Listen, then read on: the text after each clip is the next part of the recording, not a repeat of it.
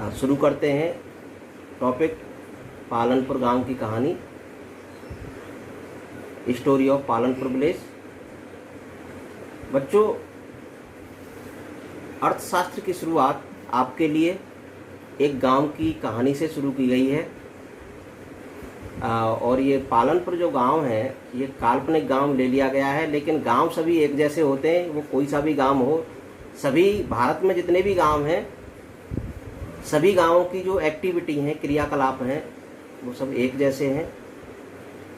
लेकिन आज हम इसी गांव के परिचय के बारे में बताते हैं, इंट्रोडक्शन देते हैं। यह एक बड़ा गांव है। रायगंज इससे भी बड़ा गांव है या टाउन है, उससे 3 किलोमीटर दूर है, उससे जुड़ा हुआ है।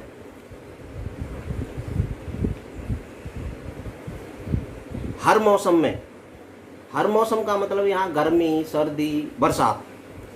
हमने ये देखा है कि गांव में ज़्यादातर कच्ची सड़कें होती हैं और वो बारिश के समय में ख़राब हो जाती हैं, गड्ढे हो जाते हैं, टूट जाती हैं, तो आवागमन ठप हो जाता है, कनेक्टिविटी हट जाती है। लेकिन ये गांव हर मौसम में शाहपुर और रायगंज से जुड़ा हुआ है। लोग बैलगाड़ी से, ट्रैक्टर से, साइकिल से, स्कूटर से रायगंज के लिए जाते हैं और आते हैं। बच्चों, इस गांव के लोगों के बारे में चर्चा करें, परिवारों के बारे में चर्चा करें, तो इसमें 450 लगभग फैमिली रहती हैं, परिवार रहते हैं। इनमें से 80 परिवार उच्च जाति के हैं। आज की डेट में हम जिनको जनरल कहते हैं, सामान्य कहते हैं। 1/3 परिवार इस गांव में कल्पना की गई है कि वो अनुसूचित जाति से संबंध रखते हैं, दलित हैं। 1/3 का मतलब 150 परिवार, 450 में से 150 परिवार अनुसूचित जाति के हैं, और बाकी शेष जो परिवार होंगे उनको ओबीसी में या पिछड़ी जाति में शामिल किया गया है। बच्चों, मकानों के बारे में भी बताया गया है कि कुछ गांव में कुछ मकान पक्की ईंटों के भी बने हुए हैं, सीमेंट के भी बने हुए हैं, और वो सीमेंट के जो मकान बने हुए हैं वो लगभग उच्च जातियों के लोगों के हैं। और जो अनुसूचित जाति के लोग हैं उनके मकान ज़्यादातर मिट्टी से और घास फूस यानी छप्पर के बने हुए हैं, झोंपड़ी हैं, छप्पर के बने हुए हैं। गांव का अवलोकन किया गया है तो पाया गया ज़्यादातर बिजली है गांव में।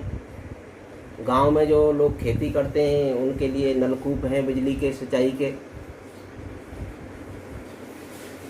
पालनपुर गांव में